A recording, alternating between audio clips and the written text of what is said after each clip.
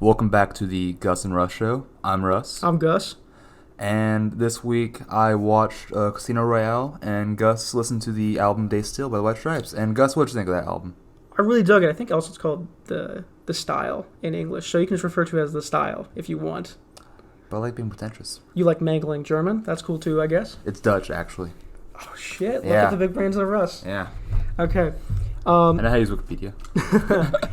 Yeah, I really dug this album. I think what kind of really speaks to me is sort of the simplicity of it, like sort of like the clarity, I guess, because it takes a variety of sound, folk, punk, alternative rock, blues, and it mixes and matches them, and on the like deeper level, like very complex ways, but on the surface level, they're still very clear cut, easy to kind of enjoy and understand. It reminds me a lot of like a James Cameron movie where Cameron is kind of the way it represents action. It's very clear cut. It's very understandable and sort of simplistic, similar to this. But because of that, it is very exciting and very engaging. It's the same thing here, where it's like this album's super engaging. Even a guy like me who doesn't really listen to a lot of this genre still found a lot to love in the album.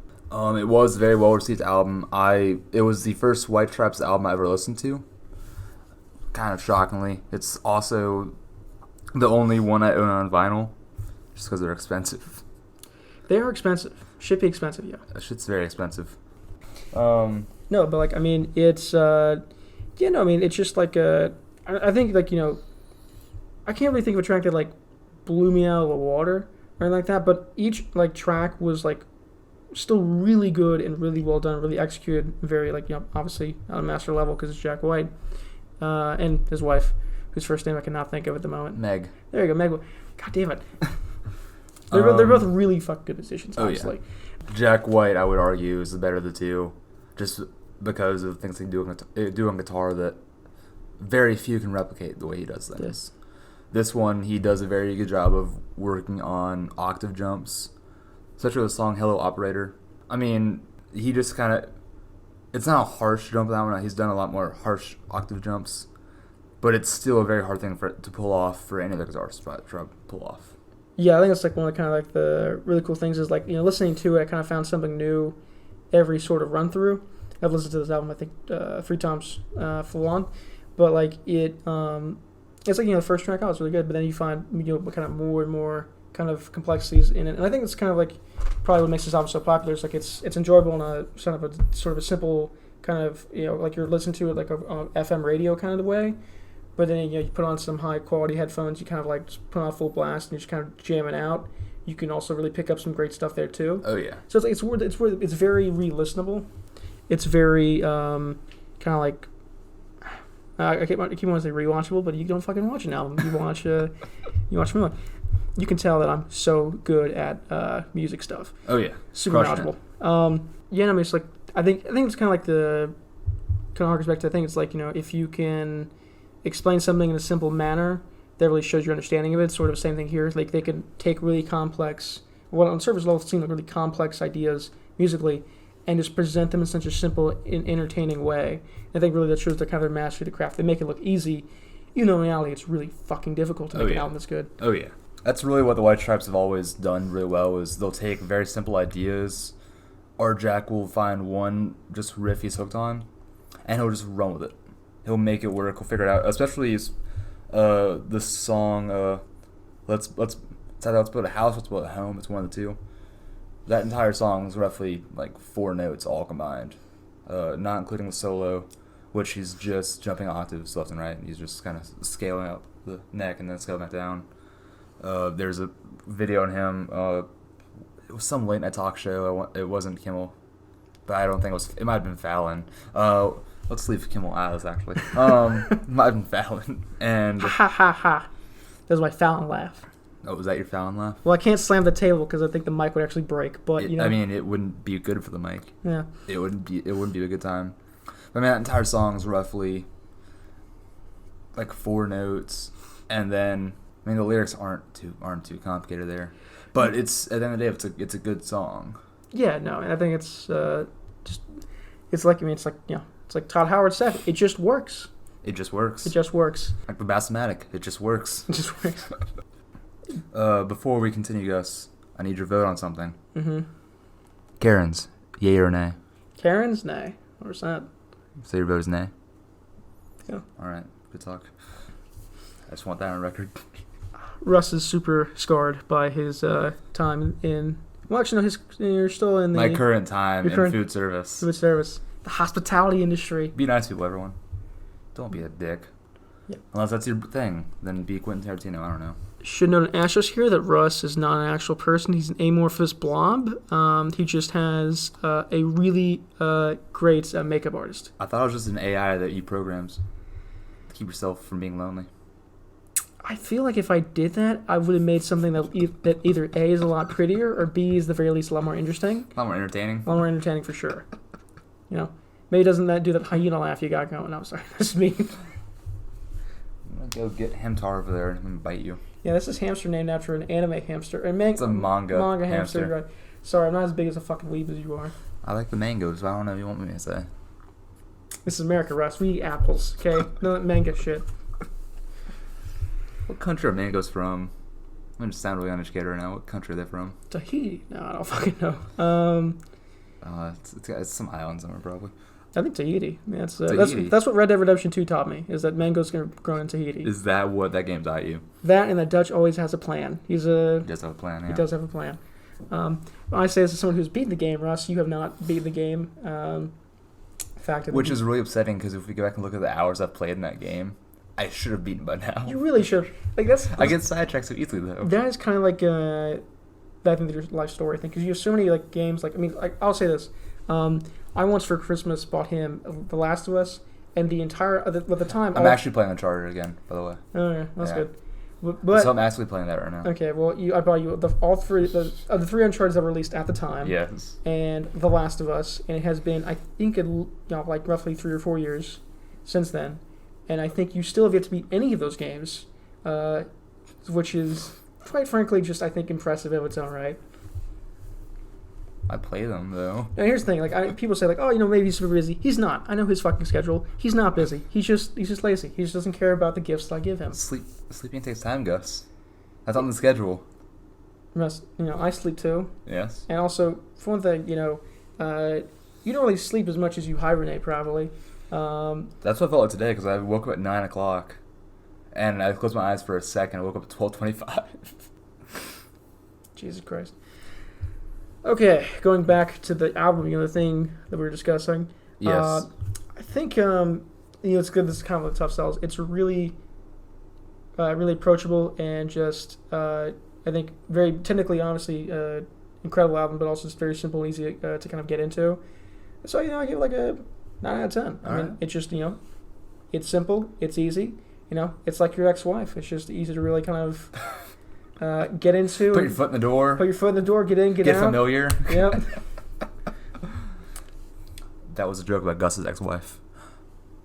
Yep, I've been married 3 times. 3? That was 2. Oh, shit. Well, they haven't found the third one yet, but Where was that the third wedding, though, Gus? Not important, Russ. Oh, damn. It's, it's 8 country, for sure. 8 country, okay. It's one of them. It's one of them. All right, now you had Casino... I had Casino Royale. Yeah. We chose that movie off of the opening sequence from the movie because the artwork's pretty similar. Yeah, I mean, it's all red, blacks, and whites. I know, like, some people will kind of point out, well, didn't Jack White do, a Bond song? And he did. He did. But he did Quantum of Solace, so we're not doing that. Yeah, we're not doing that. Fuck that shit. Is it a good song with Alicia Keys? It is. Is it a good movie? Fuck you. Have you seen Casino Royale prior to... I have not seen either Casino Royale prior to this. Okay.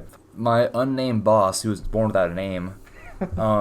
he got very upset with me that I haven't seen either of them. Yeah, the 67 one or the 2006 one. Yes. Yeah, I mean, like, so that's the thing is, like, but I haven't seen any of the 60s Bonds, so I don't feel bad with that one. Yeah, when it comes to films, I feel like with you is like you kind of have to safely assume the answer is like have you seen insert film here? The answer is no. The answer is no, but if I say yes, you have to be pleasantly surprised. Yeah, okay? it's like does his life have value? Is he a person? Does he have hair? The answer is safe to assume it's always no when it comes to you. But the same thing, when it comes to film, right? You just probably haven't seen anything. Yeah. It honestly kind of... Are we correcting that by doing the show? A little bit. A little bit. It makes me question kind of what you did with the first, 20-something years of your life. But I imagine... played sports. And now I can't anymore, so now I have more time for movies and other things. So nothing productive. Good to know. I mean, technically, yes. Yeah. Unless you go pro, sports are mostly unproductive. That's true. In the long run. That's not even a joke, that's just true. Sports are worthless. Do cocaine, like everybody else. Yes. So what did you think overall of the film? It reconfirmed my belief that Daniel Craig is my favorite Bond.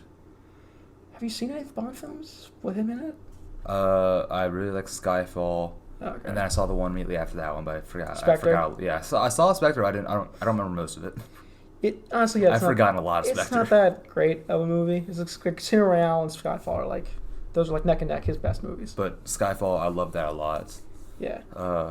People can give me shit. I actually do really like the Adele song. Adele cover song she did for the movie. People give me shit because, from what I understand, like that's generally acclaimed as like one of the best Bond songs. It's more the fact that it's just Adele. Is why they give me shit. Adele's a great artist. I know, but they're like, well, you're Iron Maiden and you're Megadeth. Well, Adele did a good song. Fuck you. I mean, I think it's more so the fact that there's kind of shocked that that you can speak.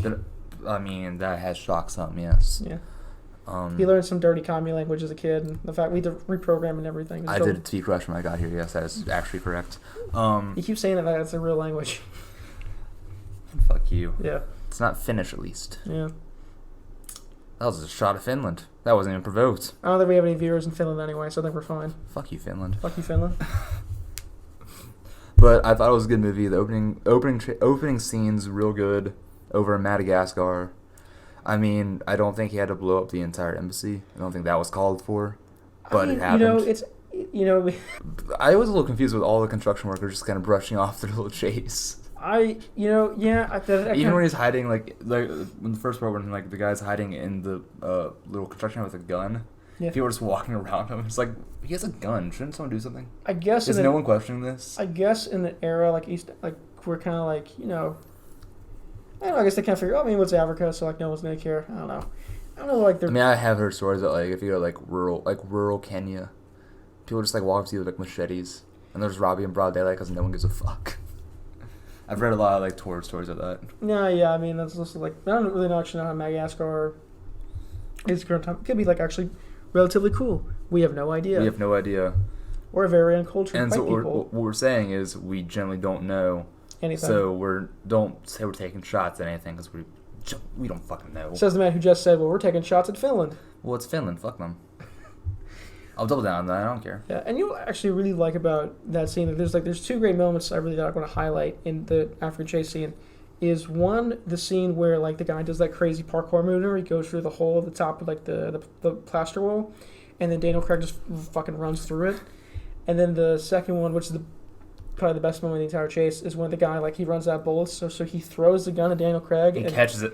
Daniel Craig catches it and then throws it back and hits him in the face with it. That was a good catch. It was a great catch. I am a little upset with some of the jumps in that scene were a little unrealistic. Especially more so not necessarily because a good gymnast could pull a lot of those off. Yeah. And I assume they are heavily trained. So at least Bond would be. Yeah. At least he would be heavily trained, so he could probably pull it off.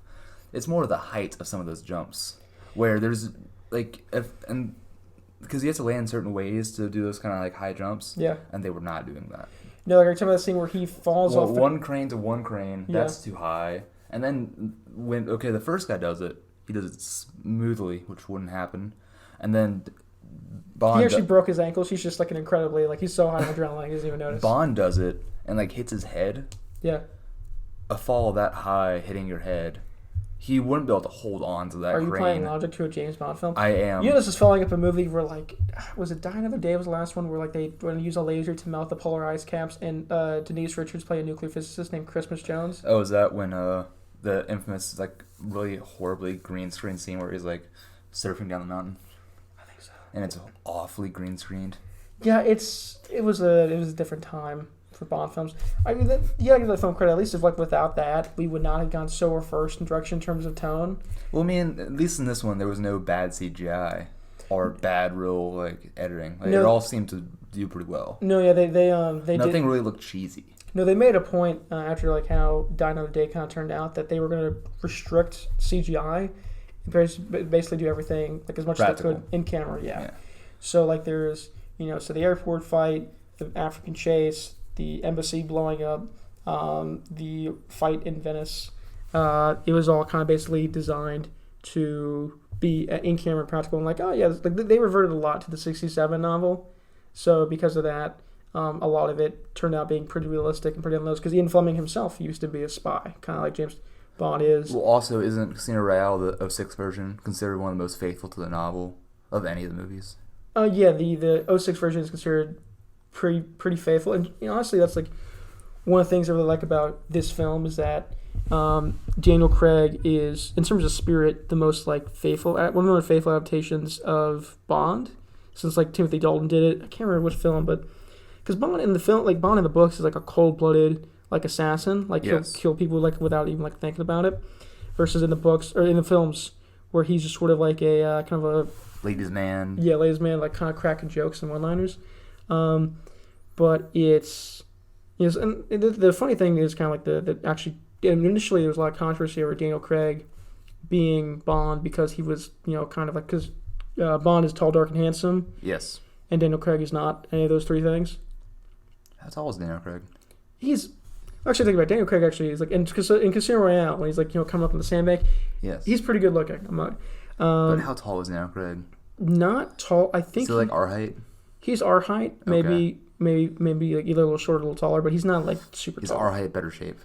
Oh, much better shape. Yes. He is. In Casino Royale, he is jacked. He is. And then he's obviously very blonde and haired, blue-eyed. Daniel Craig's really good at looking a lot older than I feel like he probably is. Yeah, he was in his 30s when that film... He looks significantly old. He look, like, I think it's the way he does his hair. Like, the way like his hairstyle, it looks old. He looks older than he is. Are you criticizing a man's hairstyle, Russ? On what podium do you fucking have? My own ego. That way we obliterated that already. You fucking tried. But it works out to... I think it kind of goes to show you can't ever really like kind of base a performance or how it's going to go off of an actor's look. Yes. It has to be kind of the spirit of it, And he's held pretty true to that. And most of his appearances, all his appearances, I've heard. Yeah, most people generally consider him to be. I think he's my favorite Bond. He has a lot of people like for our generation. He is generally the favorite Bond because like he's been the longest serving one. And I think I looked that up and I think that was true. He's the longest serving. Yeah, he's been in for 14 years, 16 years. Yes. No, 15, 14, because 2006. But the thing is, like, I think only really Sean Connery and Pierce Brosnan are really mentioned as being anywhere near, like, as good. Well, Sean Connery is because he's the original one. If Sean Connery wasn't such a dick, I'd probably like him more. Yeah. But he's such a fucking asshole that I just can't bring myself to back him in any platform. Well, I guess it's because he's made, like, so much damn money, he doesn't really care anymore. But he's pretty shoddy. Daniel Craig, at least, actually, like he seems like a decent person. He seems pretty straightforward about what he is. Yeah. He seems like I imagine like you meet him, you just know what he's about immediately. Yeah, it's pretty. I mean, I kind of like the fact where like he's kind of really honest about like work. Cause like there was like a. I've never heard any stories in media about Daniel Craig doing things. No, yeah, the only time like where it was kind of like was after Spectre, where he was kind of like, I'm not sure if I'm gonna do another film. And then they're like, and then he decided to do one. They're like, well, what made you change your mind? I was like, well, they backed up like a fucking Brinks truck to my house. So after that, I can't really say no. He was paid like for No Time to Die, which is coming out later this year as it stands. It's with coronavirus. Has he announced when his last Bond appearance is gonna be, or is he gonna keep doing this? He has said that this is his last film, but he also said that about Skyfall and Spectre. So at this point, in time, it means nothing. No, I mean the only thing that really matters is whether MGM or Eon, who produce the films, they say we want to go in a different direction because I feel like the next Bond is going to be super young, because the next one would have to be his replacement. Yeah, I mean, this is the next one would have to be, and I hope they stay in the same kind of like nature as Craig. Isn't straightforward, very serious. I don't want to go watch a Bond with a bunch of like one-liners and just jokes the entire time. What I mean... oh, yeah, I'm sorry. Yeah. Well, that's your work, that's not mine. I know it is. For the listener, we just looked at the audio file, yeah, and when Russ was talking, the thing just shrank so much because he's like, oh, fuck, all the way back here. Well, I kept backing away every word I said. Yeah. Look at that one. Yeah, no, it's not... I mean, this is all your work. I know it is. So yeah, back in that time frame... So Henry Cavill, who is not famously known for being Superman, was like the runner-up to being James Bond, but he eventually got kind of overlooked because he was like 22, 23. Yes. And I thought he was too young. They thought he was way too young. Okay. Man, doesn't that kind of make you feel so like useless? Where it's like he's our age and he was like one thing away from being James Bond. Yes. If he just wasn't so young. Granted, I mean, if we looked like Henry Cavill, like a lot of our life's issues would be solved. I wouldn't know personally because I'm not, but I've heard that's actually pretty true. I've been told it's pretty true. No, actually, no. I've met people that have proven that it's pretty. Yeah. It's pretty true. Being attractive is like it's the best thing you can be. I think we both have people like that. Yeah. No, but I mean, like he is really. You know what the next Bond should be? Who? Nick Cage. I just want to see him try it. Here's the thing. He doesn't do a British accent. He's just fully Nick Cage the entire film. But no, it's like, but he's still an MI6 though. Yeah. No, they pretend like he's British and he's super straightforward, but he's just Nick Cage. Bond, James Bond, Nottingham County. But So I think though now they kind of like because they did like I think only 4. Like, this is. Oh my God! How many films has Daniel Craig done? He's made enough money off his films to make his Bond appearances just his only career.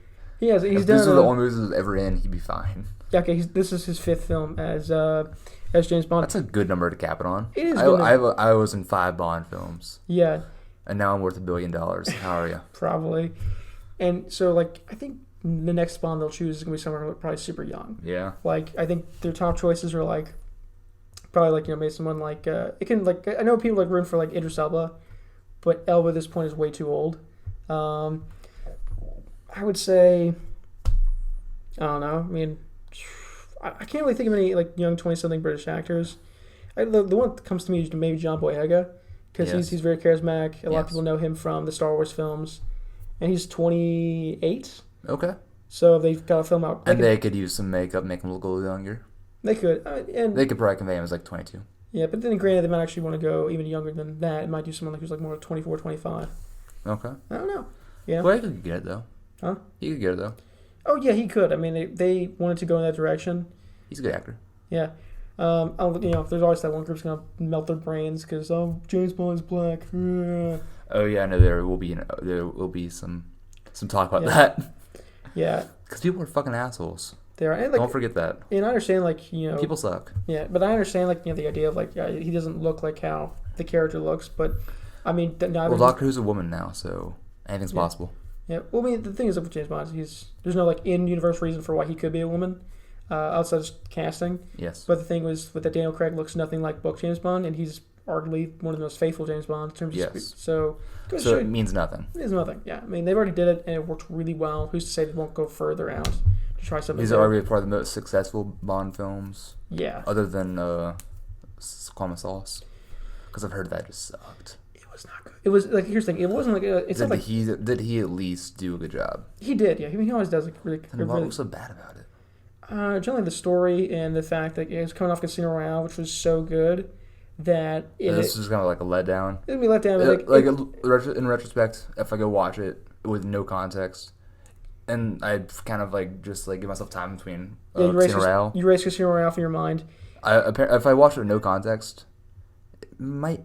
I mean, I haven't seen it. It might not be horrible, but I'm sure with all the context, yeah, it probably sucked. I mean, it would be like I think if you watch it, you're like, it's kind of a whatever action movie. Yeah.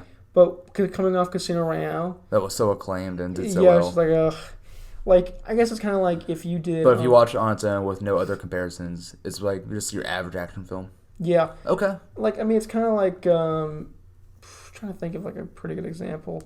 No, I can't really think of one off the top of my head. I know some people are getting, like, kind of apparently Last of Us Part 2 is very polarizing. So maybe something like that where the sequel's just not as good as the first one. I haven't played either. And I know a lot of people are going to be like, oh, you haven't played The Last of Us? People are very upset about The Last of Us 2. Yeah, like, I know some people are especially at work.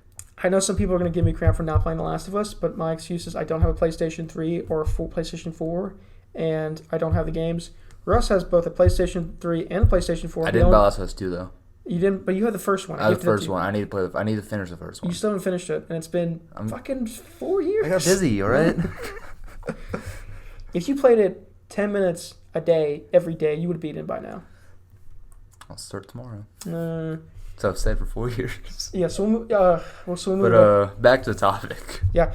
So this this movie is, I mean, I think what's really also really cool about it is the fact that every action sequence feels like it'd be like the climactic action sequence in a different movie, like the African rundown chase, like even like Malaka was like, or Molkala, or how he pronounces the bomber's name. I think it's Malaka. Malaka. It's like Mollaka. Yeah, it's like if like he was the big bad, and that was like the finale, I would not be dissatisfied. I'll be like, the ending would be like, the ending was kind of rushed, but the chase was so awesome. Well, then like every action scene, not only would it be like a different film, it's like climax. Yeah. Every action scene has like a purpose to it. Yeah. Like everything, like it ties in. There's no like neatly throwing someone out the window. Like it just like whatever like all the action scenes. Yeah. There was a reason it happened, and then it follows through with it. It doesn't because even with like the little like stair scene. Yeah. After when LaShafe's getting beat up, or his girlfriend's getting beat up by people who has money to. Yeah. When they see Bond and Vesper by the door and start chasing them. Yeah. Even when like they kill them both at the bottom of the stairs, they don't just leave. Like the film even shows, they don't just leave them there. Yeah. Bond moves them. So like it's no like there's no like, oh, someone else will clean that up, and they just leave them there for someone else to find, which never makes sense in movies when that happens. Yeah, especially like when it's undercover. Like that would never like no sane person would ever do that in a movie. Yeah. They like address that and like no, Bond moves them. Yeah, I mean, I think what I really like about is it takes this one. It's like there's that great scene where Bond is, after that happens, where Bond is like chilling in his hotel room, kind of cleaning the blood, covered in blood, drinking some whiskey. Yeah, he's like no film ever shows him actually cleaning himself up. Then there was a very humanizing scene after that where Vesper's traumatized in the shower. Yeah. And Bond just like goes in there like with like, which I think sets him apart from other Bonds. He goes in there fully clothed and just like sits with her for a while. Yeah, which is very humanizing to the character, and I think did wonders. I think that's one of the things that makes like this film also really good is the fact that like they really take time to flesh out the characters. Even the Bond girl, who is generally kind of a throwaway character. Yeah. With this one, I think they gave her some depth. They gave her a lot of depth, and obviously they have a great actress. They made her very smart in the movie, which was, in my opinion, a brilliant thing. Yeah, and Eva Green is like a great actress, so like she obviously brings it. And then I think. Which makes the third, and I honestly really kind of they have to, because the third act kind of hinges on the idea of them. The third act hinges on her entirely. Yeah, like her and him working together as a couple. Yes. So if you don't really care, and then that goes to shit. Yeah, if you don't really care about her, then the film kind of falls apart in the third act. But because you do, it works. And I will also say this: this is like speaking of the stairwell fight. This is one of the most hardcore PG-13 films I've ever seen. Yeah. Like there's that stairwell scene. There's the beginning where he shoots a family man. There's the the torture scene, which is just, oh my god, that is like hard to watch. And I'll say this: Daniel Craig is like, he sold that pretty well. That was like the best acting I've seen from a Bond ever. I mean, I don't think. Torture like that's hard to sell. It is, and he sells it really fucking well. You have to get that guttural feeling out of yourself, and he pulls it off pretty well. Yeah, no, he is one of the. He is. Because those kind of emotions are really hard to pull off unless you're feeling some kind of fucking way. Yeah, no, he is one of the best actors, I think, to portray Bond. I mean, he brings it. He's fucking nailing it. So overall, I love the movie. I'm gonna go 9 out of 10 as well. Yeah, that's not my favorite film of all time. That's in Bruges. I love that film. It's a movie. Yeah. It's 9 out of 10. It's a great film. It's up there with Skyfall, like you said, and I really enjoyed it. All right, so back-to-back weeks where we really dug the thing that we recommend each other. We're making some breakthroughs here. Yeah, we will see how we it goes. actually both enjoy things we are recommended. We will see how this goes. Okay. I guess I'll go first. God damn, you blew that the fuck up. I did. I guess I'll go first. I know. I just want to see what would happen. But at least now when I scrub through, I can just see when I did it. And Jesus Christ. All right, well. Did you look at my phone when I did that, Gus? You've done it before, too, you fucking ass. I mean, I didn't do it, but, I didn't see anything. But you've also done it before, so don't... I don't think I have. I don't know if I have, Gus. I think Gus is slandered. I think I'm going to sue you. Speaking of suing, this Jack White was sued by a Canadian reporter for the song "Jumble Jumble" on the album, saying that he inappropriately used an interview she did. Yeah. In the lawsuit, how much did she sue for? $70,000. But what else did she want in the lawsuit? She wanted all the stores to get rid of the albums. All right, that was it. Yeah. Yeah. No, yeah, she wanted 70. She wanted $70,000 and the album taken off all store shelves. Yeah. The second part of that seems very unnecessary. It does. I can understand. Like, I want them I mean, she went altered, with her, yeah. but like just basically say no more album sales. I mean, if I were her, I would have been the $70,000 is very reasonable. Yeah. Like at least she didn't go like I want like $5 million. $70,000 is very reasonable for what Jack White was earning at the time. And I think if they didn't ask for her permission on it, it is technically copyright because that is her show. It is, but I mean, I think the price she asked for was good. Yeah. But I think she should, instead of album removed, just cut that part that section from the song and you're fine. Yeah. That's what I would have done. I don't think you need it removed from all store shelves. One thing is like, yeah, I think you can't really do anything, but like for future copies, just like or reprints or anything like that, or like on Spotify. Well, I mean, he could have had them recalled and then just re-released it with that song edited. He might have. That felt. Yeah, he might have. He could also. He could have done that. I think knowing Jack, I think he would have done that if she had asked, but she didn't, so they had to settle at court. All right. And I have no idea what they settled for. $1 billion. Knowing that was the White Stripes' second album, and they were an underground indie group at the time, I can't imagine he could have given her a whole ton because they weren't making a lot of money yet. Certainly not the $40 million is worth now. All right. Okay. This album peaked in the top 50 of the U.S. independent Billboard albums. In the top 50, where did it place? 38. Okay. You see what happens when you ask the same fucking questions basically every week, Chris? I get on to you. I know you. I'm in your fucking head. Okay. I got a question that you might have not looked up. Maybe not. I probably did. Okay. Ready? Yeah. There's one question I have that I just can't use anymore because you've already referenced the question at least 10 times. No, you can do it. Fuck you. Okay. One of the songs on the album appeared on a Simpsons episode called Judge Me Tender. Which song appeared on The Simpsons? You didn't see that one, did you? No, I know. If I looked at the album I watch a lot more Simpsons than you do. If I looked at the album the song name, I can remember it. You probably could. Better Days? I don't know. Nope. It was Why Can't You Be Nicer to Me? Yep, okay.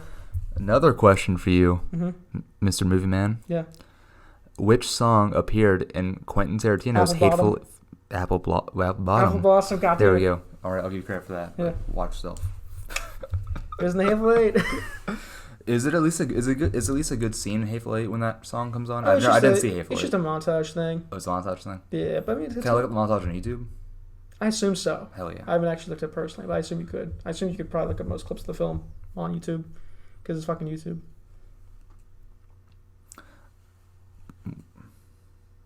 What label was the album recorded under? This is a hard one because this wasn't his independent label yet. This wasn't the label he owned yet. I don't know. Because Interscope Records. Nope. Ready? What's that? Sympathy for the Record Industry. Mm. No, he had not started Third Man Records yet, but this album, as you saw earlier, was re-released on Third Man Records at a later date. I think like 2006. It might have been released 2006, 2008 that time. I gotcha. All right. What's next up? That's 5. Oh, shit. Okay. You went 3 for 5. All right. Because you missed the Simpsons question, you missed the last question. And, all right. So this one you already know. Okay. How much is the buy-in for the high-stakes poker game? It's a $10 million buy-in, but if you lose, there's a $5 million buyback. All right. Okay. I'm 1 for 1. At which major airport does the embassy... Miami International Airport. Miami International. Oh, yeah, I got the question wrong, but you got the answer right. I meant to say what the attempted hijacking takes place. No, because they say it twice. Yeah. Once on the phone, and then the police cars all say Miami-Dade. All right. What is the name of the man who threatens Lashif and his girlfriend with a machete? I should know this. I'm looking for the last name in particular because the first name is pretty common. I'll tell you what. If you give me the first name, the first name, okay. And the last initial, I'll give it to you. I don't remember. I'm just gonna tap out of that one. Stephen Albano. Okay. Urbano, maybe. It's been a while since I've seen the film. Okay, so I'm 2 for 3 now. Yeah. Okay, I'm 2 for 3. Okay, so who kills the chief? Who kills Lashif? Doesn't Obana come back and kill Lashif, and then he leaves Bond alive? No, it's not Albano. Mr. White comes and kills Lashif. Yes. Okay. Do I get credit for that, or do I, since I got it wrong the first time, what's your verdict there? You give me credit for the apple blossom thing, Okay. so I give you credit for Mr. White. So I am 3 for 4. Yep. Your entire game lies in this next question, Gus. Yep. All right. Okay. How exactly does Lashif torture Bond? This is a pretty basic question too. He whips him for a little bit. The big one is he's about to castrate Bond, but that gets stopped by Mr. White. Yeah. All that comes to mind right now is the castration, the whipping. Yeah, that's fair enough. He whips him in the nuts. Okay. The nuts. Sounds so fucking painful. Looks like it. And it wasn't like far away either. No, he was right. It was pretty close range. Yeah, it was. All right. So I went 4 for 5. Do you want overtime or? Yeah, no, I'll do the bonus question. I got no reason not to. Damn it! I never have my overtime questions prepared. That's really my issue here. But we always get overtime, Gus. So why don't I? I don't know. Is it because I'm a bad person, Gus? Who knows? Okay. Of the White Stripes' 6 albums, chronologically, which, in order, which album is this? Would say for the mic, Gus? The second album. Thank you. There's no camera, Gus. For the listener, I held up a peace sign. He did. Okay. Well, that didn't go over me. What's your overtime question, sir? Okay. Okay. So, which embassy does Bond kill Malacca? It's the Madagascar embassy.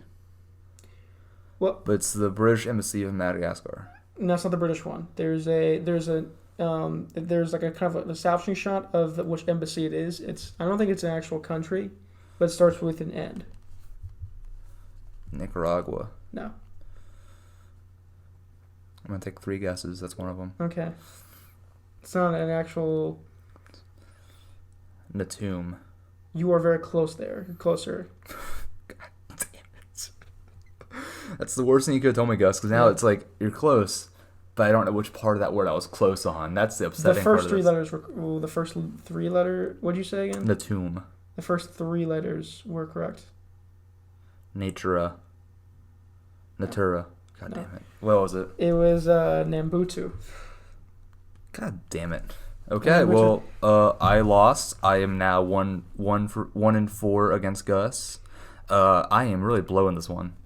If we're playing a 12-game college football season, I am off to a rough start. You're basically, I don't know, fuck. We can cut that out. Was that copyrighted music, Gus? Probably. We're gonna lose our money, Gus. What money do we make out of this, Russ? We make $10,000 an episode. They just don't know about it yet. I fucking wish we made $10,000 an episode. I wish we did too. There are people that make that. But do you have any other food you want me to eat for next time? Or do you want to announce that at a later date? Sorry, just look at the audio file. I know, I saw that. No idea, not yet. Alright, we will announce it probably on Instagram at a later date. Just give me a super big announcement. Yeah. And we hope you all enjoy the episode. This is Russ.